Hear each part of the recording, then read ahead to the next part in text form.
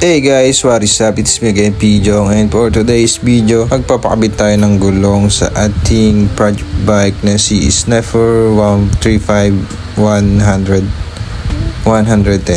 Si Sniffer 110. Kasi yung gulong nito sa una is upod na at tabingi pa yung pagkaupod nito kasi yung kabila lang yung nakalbo at yung kabila ay hindi. Kaya naman umorder agad ako nito sa Shopee at dalawa na nga pala itong binili ko, isang panguna at isang pangharap. Ayan, sa murang halaga meron ka ng gulong na maganda. Bali, ang sukat nga pala nito ay 60-80 para sa una at 70-80 para sa likod. Itong panlikod ko, ito ay papalitan ko na din kasi ito ay sobrang tagal na. Mula nung paandar ko tong motor na to, 2018. Hindi lang siya masyadong pudpud kasi di siya gamit.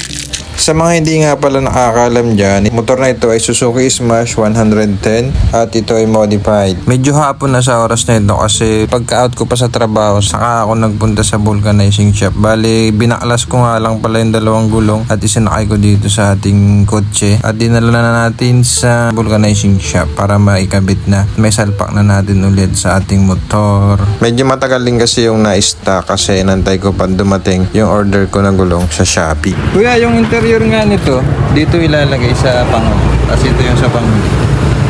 Bali, isang interior nga lang pala binili ko, yung panghuli. Kasi yung nakalagay dun sa panghuli na interior is yun yung ilalagay ko na interior para sa panguna. At yung bago kong binili na interior, yun yung ilalagay ko naman sa panghuli. Nagbago kasi ako ng size ng gulong kasi ang size ng gulong ko sa una is 40 by 90 at 45 by 90 at 60-80 yung huli. Ngayon ay 60-80 yung una at 70-80 yung huli. Kaya yung 60-80 ko na interior na panghuli pasok sa aking gulong na binili na panguna. Okay na yung gulong, hindi ko na napakita sa inyo na po.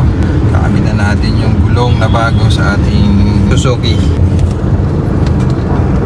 Ayun siya, oh.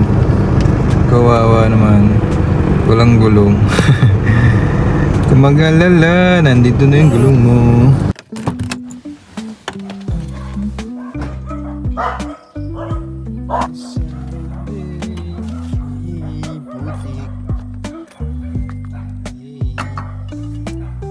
Ito ay 70-80, tapos ito ay 60-80.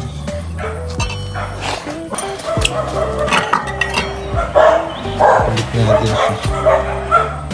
Ito na nga yung ating project bike. Ayan, hindi ko na video na kinakabit ko yung gulong. Nilinis ko na rin kasi medyo maputik. Ayan, ang tindig niya. Medyo tumaas siya kasi yun nga, lumaki yung gulong. Lumaki lang naman ng kaunti kasi yung 45 by 90 nga yung panguna ko. Ginawa kong 60-80 tsaka 70-80. Ayan, medyo nagtatampo na siya kaya kailangan natin siyang alagaan.